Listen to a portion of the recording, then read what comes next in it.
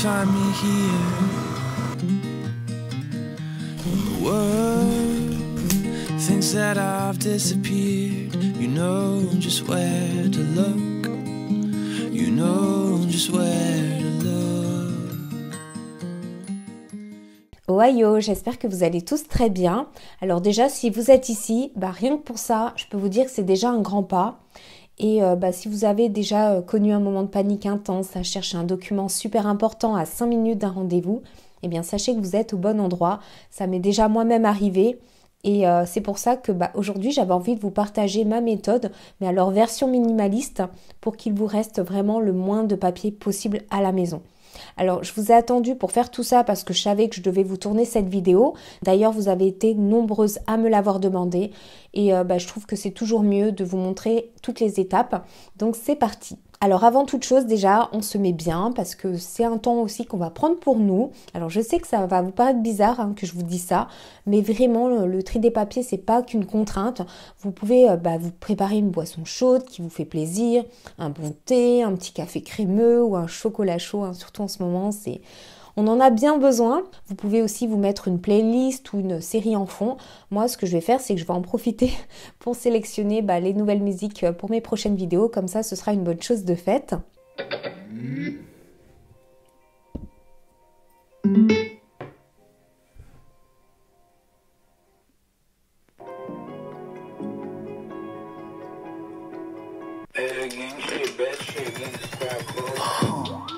Eliante, pulling up, feeling like Harry Belafonte. Look at my racks, feel like Serena went from the backs.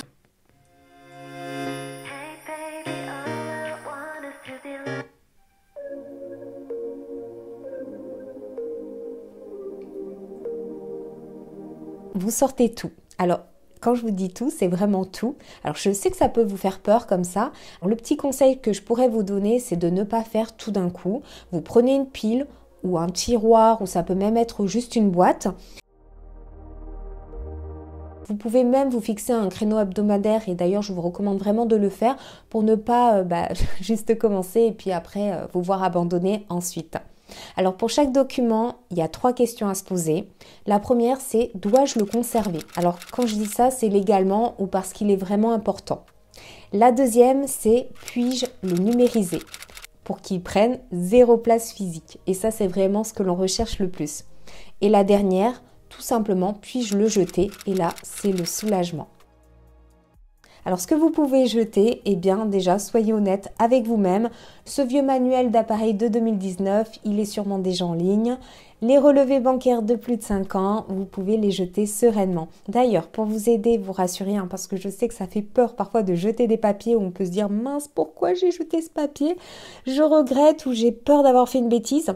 En tous les cas, je vous mettrai un lien vers les délais légaux en France dans la barre de description, donc n'hésitez pas à aller le consulter.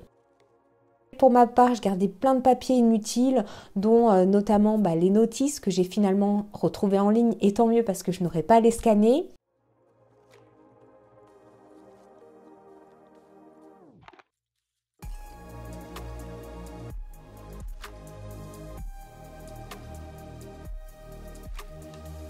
Je me suis aussi décidée à me séparer de mes anciens bulletins scolaires et livrets.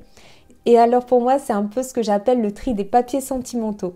Et je vous le dis franchement, n'hésitez pas une seconde. Parce qu'en fait, on ne les consulte jamais, ces bulletins de notes ou ces vieux documents qui nous rappellent un peu notre enfance. C'est juste l'idée de les avoir qui nous réconforte.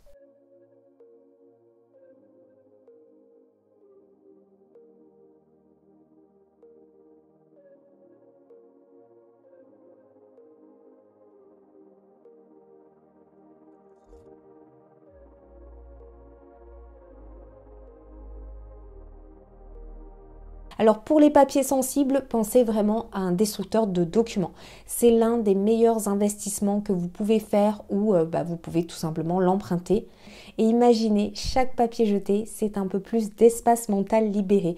Et vous allez voir, ça fait énormément de bien. Là au moment où je vous parle, j'ai terminé ce tri et franchement je suis contente de l'avoir fait.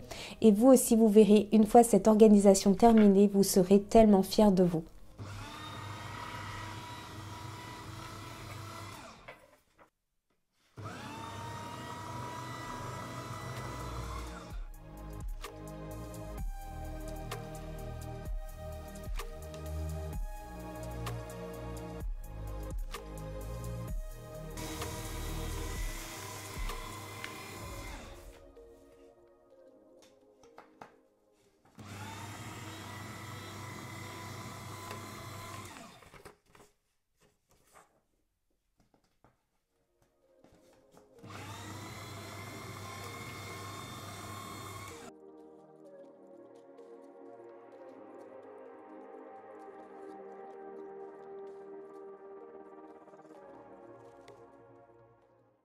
Alors ranger, pour moi, c'est égal à simplifier. Avec la numérisation, c'est terminé, vous n'aurez plus à fouiller dans des piles de papier pour retrouver un document. Et en prime, je vous le redis, on gagne beaucoup de place. Alors là, il y a ma pile de documents à scanner et voici mon tout nouveau MacBook Pro. Je suis tellement contente. En fait, c'est un petit cadeau d'anniversaire que je me suis fait à moi-même, enfin cadeau d'anniversaire et de Noël, avec un gros coup de pouce de mon chéri qui d'ailleurs m'encourage beaucoup dans mes projets. Et je dois vous dire que forcément avec un matériel performant comme celui-ci, ça va rendre l'organisation encore plus motivante et ça va beaucoup m'aider aussi dans ma création de contenu.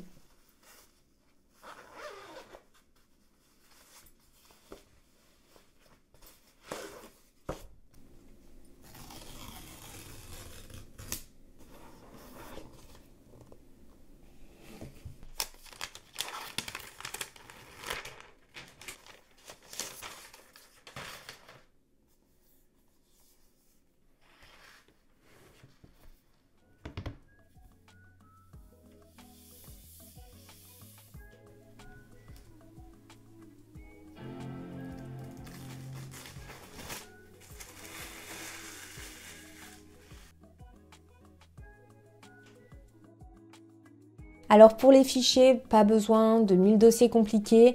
L'objectif ici, ce n'est pas d'impressionner avec un système compliqué. Vous n'allez impressionner d'ailleurs personne. Le tout, c'est vraiment de faire simple, évident et surtout très pratique.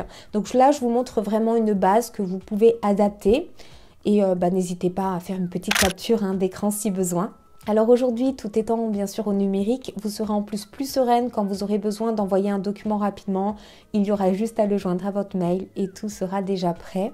Moi en fait, j'essaye vraiment de scanner tout ce qui peut l'être. Donc les contrats, les relevés, les factures, j'essaye de tout scanner en tenant compte des délais légaux. Alors pour mes bulletins de salaire par exemple, je les classe par année et je nomme chaque fichier de façon précise comme paie-10-2017.pdf.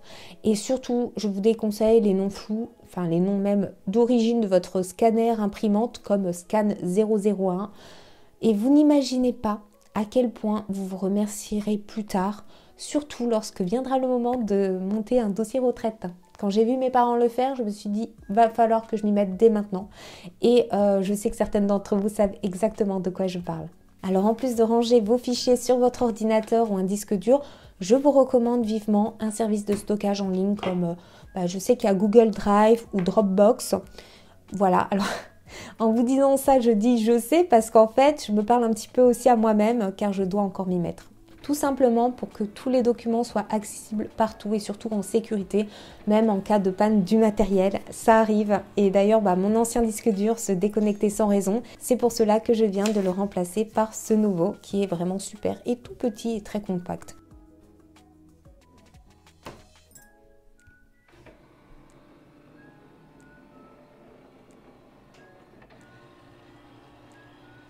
Et donc maintenant, ce que je vous propose de faire, c'est de vous concentrer sur tous les documents que vous devez absolument conserver en format papier. Alors ça va concerner toutes les pièces importantes et même si vous les scannez, il est essentiel de les garder sous forme physique pour plus de sécurité. Donc je vous montre une liste, elle n'est peut-être pas complète, je vous ai mis un lien, n'hésitez pas à vous y référer.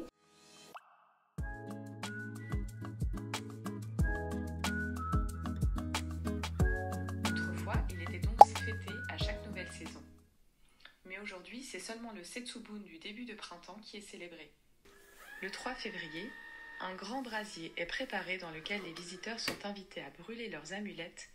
Il faut savoir qu'au Japon, alors pour l'organisation, pour ranger tout ça, personnellement j'ai préféré que tous mes papiers soient dans un seul classeur. Et je vous précise, oui, un seul. Je me suis lancée, on va dire même ce challenge. Et pour m'aider, j'ai ajouté des intercalaires colorés, des pochettes transparentes de qualité. Alors je précise de qualité parce qu'en fait avec le temps et les manipulations, vos papiers resteront en bon état. Et en plus, je trouve que c'est tellement plus agréable visuellement. Donc voilà, essayez de vous challenger si c'est possible. Moi, je savais que je pouvais tout faire entrer dans un seul classeur.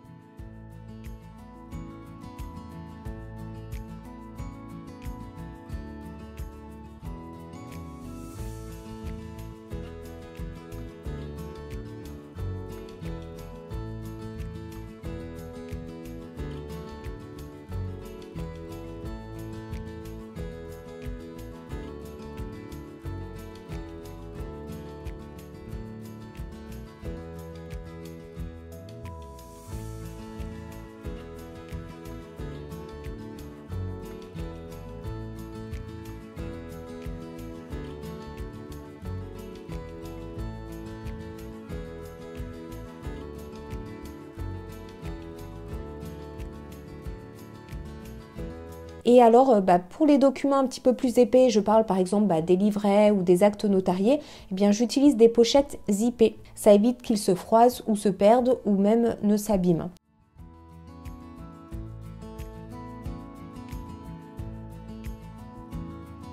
Et de préférence, je place toujours le document le plus récent au-dessus. Comme ça, si j'en ai besoin, je le retrouve beaucoup plus rapidement. Pour mes contrats et mes bulletins de salaire, j'utilise cette grosse boîte métallique sécurisée. Elle est pour moi pratique, protège de l'humidité et offre une sécurité supplémentaire en cas d'incident. Après, choisissez vraiment ce qui vous convient à vous. Là, je vous parle de moi, ce que je fais pour mon organisation, mais il y a plein d'autres possibilités. Vous pouvez, pourquoi pas, utiliser des porte-documents. Je sais que certaines personnes préfèrent ranger tout dans des pochettes. Moi, je les utilise notamment pour bien séparer mes contrats et bulletins de salaire par année. Comme ça, c'est encore mieux rangé.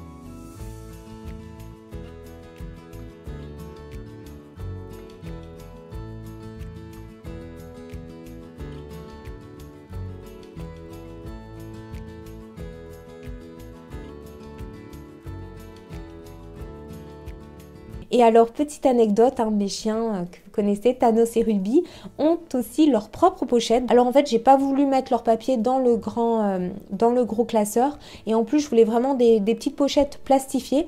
Parce que comme ça, quand je les emmène chez le vétérinaire, tout est prêt à portée de main et c'est protégé même de la pluie. Voilà, je trouve que c'est beaucoup plus simple comme ça. Donc chacun sa petite pochette.